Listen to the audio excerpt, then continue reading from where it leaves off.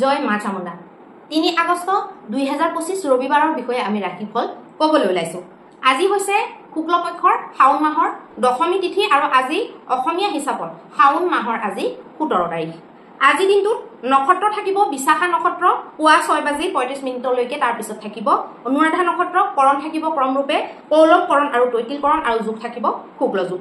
আজি দিনটোত অভিজিত মুহূৰ্তটো থাকিব ১২ বজাৰ পৰা দুপৰীয়া ১২:৫৪ আৰু ৰাহুকালটো থাকিব আবেলি ৫:৩০ পৰা ৭:১০ গধূলিলৈকে। দিশকুল আজি পশ্চিম দিশত থাকিব আৰু আজি দিনটোত যিসকল কন্যা পুষ্পিতা হ'ব তেওঁলোকৰ তুলনী বিয়াৰ যোগ হ'ব প্ৰতিহীনা যোগ। এতিয়া আহকচোন আমি মেষৰ পৰা মীনলৈকে প্ৰত্যেকটো ৰাশিৰ ফল জন্ম ৰাশি বা চন্দ্ৰ ৰাশিৰ আধাৰত নিৰ্ণয় কৰিম। ভিডিঅ'টো শেষলৈকে চাবলৈ নাপাহৰিব, কাৰণ শেষত আমি কিবা এটা নহয় কিবা এটা সূত্ৰ সদায় আলোচনা কৰোঁ। প্ৰথমতে আহিব মেষ ৰাশিৰ কাৰণে। মেষৰ কাৰণে আজি আপোনালোকে কিছুমান সমস্যাত পৰি পেলাই আপোনালোকৰ চিন্তা বাঢ়িবলৈ ধৰিব। মানসিক চিন্তাই আপোনালোকক আগুৰি ধৰিব পাৰে। মানসিক চিন্তা যিমানে নহলেও আপোনালোকে নৈতিক বান বনি থাকিব। নৈতিকতাৰে গোটেই বস্তুবিলাক চালি যাই চাব লাগিব। আপোনালোকৰ যাতে নৈতিক পতন নহয় সেই কথাটোলৈ আপোনালোকে গুৰুত্ব দিব লাগিব। কিছুমান কমজুৰি আপোনালোকে ঢাকি ৰখাটো উচিত হ'ব। মানুহক দেখুৱাই দিলে প্ৰব্লেম হ'ব। আজি আপোনালোকৰ স্বাস্থ্য মন বৰ এটা ঠিক নাথাকিব। ধনৰ দিশটো অত্যন্ত মজবুত দেখুৱাইছে। পৰিবাৰ মধ্যত সন্তুষ্টি দেখুৱাইছে। লগতে প্ৰেম ক্ষেত্ৰতো আপোনালোকে আজি সফলতা প্ৰাপ্তি কৰিব পাৰিব। ব্যৱসায় বাণিজ্যৰ ক্ষেত্ৰত উন্নত মানদণ্ডৰ ফলাফল আপোনালোকে পাব পাৰিব। ট্ৰানজেকশ্যন আপোনালোকে ভবামতে দেখা পাব। বৈবাহিক জীৱনত ইজনে সিজনৰ সম্পূৰ্ণ সমস্যাবিলাক বুজি পেলাই হেল্প কৰিবলৈ সক্ষম হ'ব। আজি আপোনালোকৰ ভাগ্যাংকটো হ'ব ২ নম্বৰ। এতিয়া আহকচোন আমি বৃষ ৰাশিৰ বিষয়ে আলোচনা কৰিম। বৃষ ৰাশিৰ কাৰণে আপোনালোকে নিজৰ জীৱনৰ প্ৰত্যেকটো বস্তুকে চিৰস্থায়ী বুলি ভাবি নল'ব। চিৰস্থায়ী বুলি ভাবি ল'লে মানুহৰ সমস্যা বৃদ্ধি হয় বা মানসিক টেনচনটো বেছিকৈ হয়। সেইকাৰণে সজাগতা ৰাখক, সতৰ্কতা ৰাখক। সকলো বস্তুকে চিৰস্থায়ী বুলি নাভাবিব, কাৰণ প্ৰকৃতিও পৰিৱৰ্তনশীল, আমাৰ জীৱনটো পৰিৱৰ্তনশীল। কোনো বস্তু বেছি সময়লৈকে স্থিৰ হৈ নাথাকে। না সুখ বেছি দেৰি টিকে, না দুখ বেছি দেৰি টিকে। সেই বস্তুটো আপোনালোকে চাব লাগিব। আৰু কিছুমানে এতিয়া ক'ব যে আমাৰতো জীৱনৰ পৰা দুখেই নুগুছে, দুখ বেছিকৈ টিকে। কিন্তু সেইটো সম্ভৱ হ'বই নোৱাৰে। যিমান দুখৰ মাজতো কেতিয়াবা নহয় কেতিয়াবা অকণমান সময়ৰ কাৰণে হ'লেও সুখৰ বতৰ আপোনালোকৰ আহে। নহ'লে আপোনালোকে সুখ আৰু দুখৰ ডিফাৰেন্সটোৱে বুজি নাপালেহেঁতেন যদি আপোনালোকৰ জীৱনলৈ সুখ নাহিলেহেঁতেন। ধন সম্পত্তিৰ দিশত আপোনালোকৰ ভালেই দেখুৱাইছে। পৰিবাৰৰ মধ্যত সন্তুষ্টি পাব। প্ৰেমৰ ক্ষেত্ৰতো আপোনালোকে নতুন বাতাবৰণ আজি পাব। কিছুমান নতুন অনুভূতি আজি গ্ৰহণ কৰিব পাৰিব। বৈবাহিক জীৱনৰ ক্ষেত্ৰতো উত্তম মানদণ্ড দেখুৱাইছে। আৰু আজি ব্যৱসায় বাণিজ্যতো ভবামতে আপোনালোকে কামবিলাক কৰিব পাৰিব। যেনেকে মানুহক বুজাব তেনেকে মানুহে বুজি উঠিব। তাকে লৈ আপোনালোকে সন্তুষ্টি ব্যক্ত কৰিব। আজি আপোনালোকৰ ভাগ্যাংকটো হ'ব ১ নম্বৰ। এতিয়া আহকচোন আমি মিথুন ৰাশিৰ বিষয়ে আলোচনা কৰিম। মিথুন ৰাশি আজি স্বাস্থ্য খুব ধুনীয়াকৈ যাব। দিনটোতে স্বাস্থ্যক লৈ ইমান চিন্তা কৰিব নালাগে। কিন্তু যিসকলে পুৰণা ৰোগত ভুগি আছে তেওঁলোকৰ কথা ইমান ক'ব পৰা নাযায় বাৰু।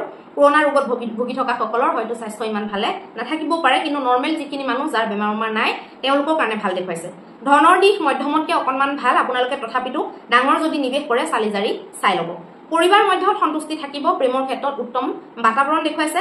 আজি প্ৰেমৰ ক্ষেত্ৰত নতুন কিছুমান কথা আপোনালোকৰ মাজত আলোচনা হ'ব পাৰে, যিবিলাকৰ নেকি মানে ভৱিষ্যত জীৱনত আপোনালোকৰ কাৰণে খুব দৰকাৰ আছে। ব্যৱসায় বাণিজ্যত মধ্যম স্থিতি দেখুৱাইছে আৰু বৈবাহিকত ভাল ফলাফল আপোনালোকে পাব পাৰিব। বৈবাহিক জীৱনত আজি ভ্ৰমণ আদিলৈ যোৱাৰো সম্ভাৱনা দেখা গৈছে। ইজনে সিজনৰ প্ৰতি বেছিকৈ আকৰ্ষণ অনুভৱ কৰিব পাৰে। আজি আপোনালোকৰ ভাগ্যাংকটো হ'ব ৮ নম্বৰ।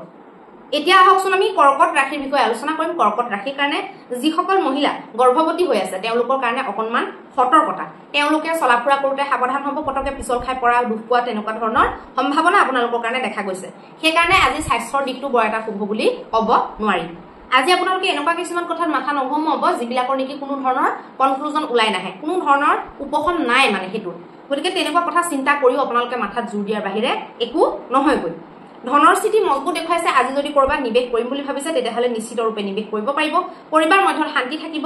প্ৰেমৰ ক্ষেত্ৰত উন্নত মানদণ্ডৰ ফলাফল আপোনালোকে দেখিবলৈ পাব। ভ্ৰমণ আদিত যোৱাৰ সম্ভাৱনা দেখা গৈছে।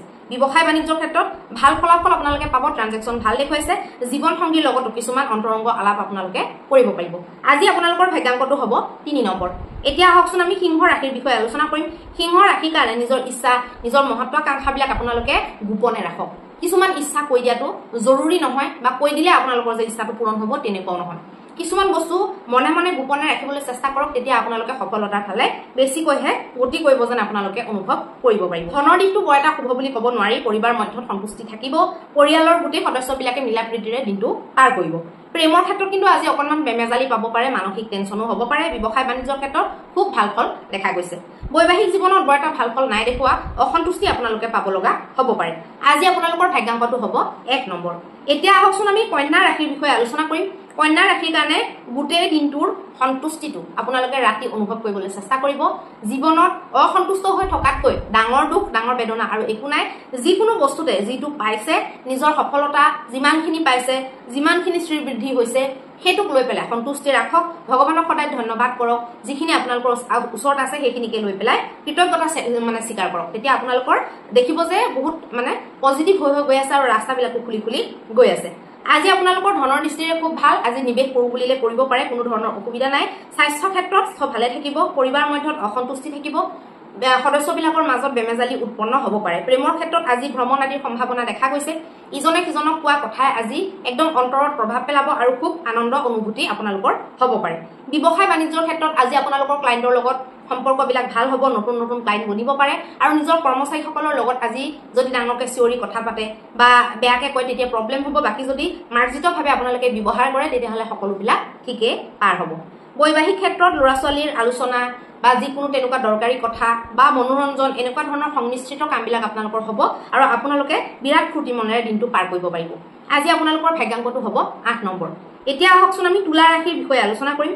তুলা ৰাশিৰ কাৰণে আজি আপোনালোকে পৰ্যাপ্ত সময় পাব, নিজকে অকণমান সময় দিব পাৰিব। স্বাস্থ্যত মধ্যম দেখুৱাইছে, ধনৰ দিশটো একেবাৰে বেয়া দেখুৱাইছে, গতিকে আজি খৰচ কৰোঁতে সাৱধান হ'ব।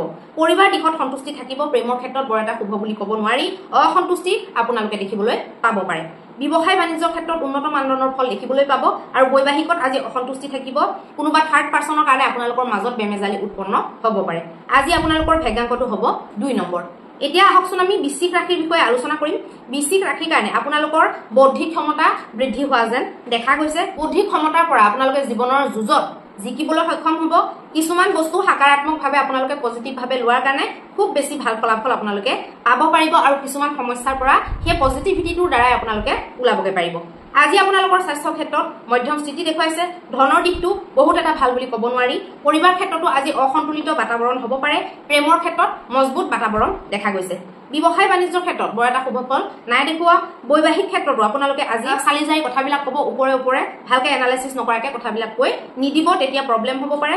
থাৰ্ড পাৰ্চনৰ কাৰণে বা পৰিয়ালৰ কোনোবা সদস্যৰ কাৰণে আপোনালোকৰ মাজত কিবা সৰু সুৰা বিবাদ হ'ব পাৰে, যিটোৱে আপোনালোকৰ ৰিলেশ্যনটোক কোনো ধৰণৰ এফেক্ট নকৰে, চিন্তা কৰিব নালাগে। আজি আপোনালোকৰ ভাগ্যাংকটো হ'ব 4 নম্বৰ। এতিয়া আহকচোন আমি ধনু ৰাশিৰ বিষয়ে আলোচনা কৰিম। ধনু ৰাশিৰ কাৰণে প্ৰত্যেকজন মানুহে যে সমান নহয়, 5টা আঙুলি যে সমান নহয়, বা প্ৰত্যেকজন মানুহৰে বুজাৰ ক্ষমতা, সমস্যা সমাধান কৰাৰ ক্ষমতা যে একেই নহয়, সেই বস্তুটো আপোনালোকে বুজিব লাগিব। সেই বস্তুটো যদি আপোনালোকে ভালকৈ বুজি নলয় তেতিয়াহ'লে দীৰ্ঘ অৱধিৰ কাৰণে আপোনালোকে অসন্তুষ্ট হ'ব বা আপোনালোকৰ মানসিক টেনচন হ'ব। বেলেগৰ ওপৰত নানান ধৰণৰ এনে এক্সপেক্টেশ্যন ৰাখি পেলাই বহি থাকিব, যিটোৱে আপোনালোকক জীৱনত বহুত প্ৰব্লেম ক্ৰিয়েট কৰিব। স্বাস্থ্য ঠিকে দেখুৱাইছে, ধনৰ দিশটো মধ্যম। পৰিবাৰ ক্ষেত্ৰত অসন্তুষ্টি দেখুৱাই আছে। প্ৰেমৰ ক্ষেত্ৰতো বৰ এটা সন্তুষ্টি নাই দেখুওৱা আৰু ব্যৱসায় বাণিজ্যতো বৰ এটা ভাল লাভালাভ নাই দেখুওৱা আৰু বৈবাহিক জীৱনৰ ক্ষেত্ৰতো অসন্তুষ্টি আপোনালোকে দেখা পাব পাৰে বা কিবা কথাক লৈ আপোনালোকৰ বহুত খং উঠিব পাৰে। আজি আপোনালোকৰ ভাগ্যাংকটো হ'ব 1 নম্বৰ। এতিয়া আহকচোন আমি মকৰ ৰাশিৰ বিষয়ে আলোচনা কৰিম। মকৰ ৰাশিৰ কাৰণে শাৰীৰিক লাভৰ কাৰণে আপোনালোকে বিশেষকৈ শাৰীৰিক আৰু মানসিক দুইটাৰ লাভৰ কাৰণে কিছুমান এনেকুৱা কাম কৰক, যিবিলাক কাম কৰিলে আমাৰ আত্মা পৰ্যন্ত তৃপ্তি পাই যায় বা আত্মা তৃপ্ত হৈ যায়।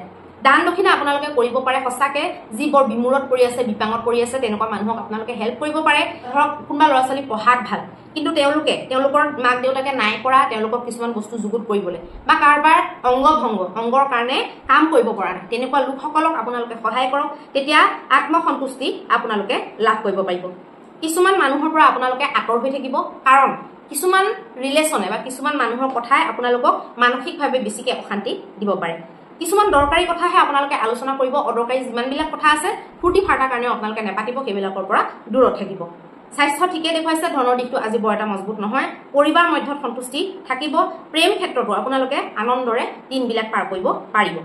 আজি আপোনালোকৰ ব্যৱসায় ক্ষেত্ৰত বৰ এটা ভাল নহয়। লাভৰ সম্ভাৱনা কম দেখুৱাইছে, লষ্টৰ সম্ভাৱনা বেছি দেখুৱাইছে। জীৱনৰ ক্ষেত্ৰতো তেনেকুৱাই আপোনালোকৰ বৈবাহিক জীৱনৰ ক্ষেত্ৰত শুভ ফল আপোনালোকে দেখিবলৈ পাব। ইজনে সিজনৰ গোটেইবিলাক কথা, ভিতৰুৱা কথাবিলাকো বুজি উঠিব পাৰিব, বা বহুদিনৰ পৰা আপোনালোকৰ মাজত যদি ইজনে সিজনক সময় দিব পৰা নাছিলে, আজি আপোনালোকে নিশ্চিত ৰূপে বন্ধুৰ নিচিনাকৈ সময় কটাব পাৰিব। আজি আপোনালোকৰ ভাগ্যাংকটো হ'ব 9 নম্বৰ। এতিয়া আহকচোন আমি কুম্ভ ৰাশিৰ বিষয়ে আলোচনা কৰিম।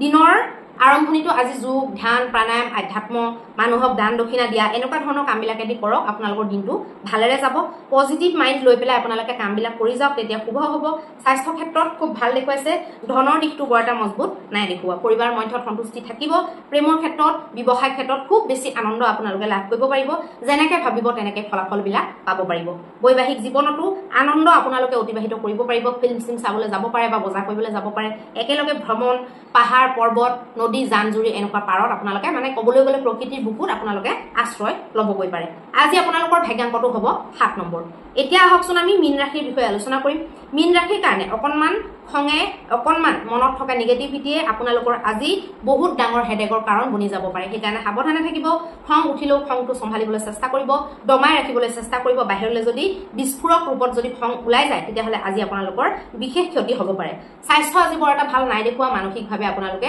ডিপ্ৰেছ হৈ থকা যেন দেখা যাব ধনৰ দিশটো অত্যন্ত উত্তম দেখুৱাইছে পৰিবাৰ মধ্যত সন্তুষ্টি থাকিব প্ৰেমৰ ক্ষেত্ৰতো অত্যন্ত উত্তম মানদণ্ডৰ আজি কথা বতৰা সৃজনাত্মক কথা বতৰা আপোনালোকৰ মাজত দেখা পাব ব্যৱসায় বাণিজ্যত মধ্যম স্থিতি আৰু বৈবাহিক ক্ষেত্ৰত শুভ আজি কিবা নহয় কিবা কাম আপোনালোকে কৰিব ল'ৰা ছোৱালীৰ লগত জড়িত হওক বা অন্য কিবা শুভ কামৰ লগত জড়িত হওক বা ঘৰ দুৱাৰ সা সম্পত্তিক লৈও আপোনালোকে কিবা ষ্টেপ ল'ব পাৰে আজি আপোনালোকৰ ভাগ্যাংকটো হ'ব 5 নম্বৰ এতিয়া আহকচোন আমি এনেকুৱা এটা সূত্ৰ আলোচনা কৰিম যিটো সূত্ৰ আমাৰ কাৰণে অত্যন্ত হয়তো জৰুৰী হ'ব পাৰে আজি সূত্ৰত মই আপোনালোকক বেলেগ একো আমি যিটো বস্তু এটা নিৰ্মাণ কৰি আছো যোৱা 2 বছৰৰ পৰা নিগেটিভ এনাৰ্জি ৰিমুভাৰ সেই বস্তুটোৰ কথাহে মই আপোনালোকক মনত পেলাই দিম নিগেটিভ এনাৰ্জি ৰিমুভাৰটো ঘৰৰ চাৰিও দিশৰ বা আপোনালোকৰ গোটেই ভেটিটোৰ বা আপোনালোকৰ গোটেই বাউণ্ডেৰীটোৰ নিগেটিভ এনাৰ্জি ৰিমুভ কৰাৰ কাৰণে অত্যন্ত বেছি দৰকাৰী আৰু যিসকল মানুহে ঘৰতো ইউজ কৰিছে আপোনালোকৰ ল'ৰা ছোৱালী যদি কোনোবা স্কুল হোষ্টেলত কলেজ হোষ্টেলত ইউনিভাৰ্চিটি হোষ্টেলত যদি আছে তেওঁলোকে যদি পিজি বা ভাড়া ঘৰ লৈ পেলাই নতুন ঠাইত আছে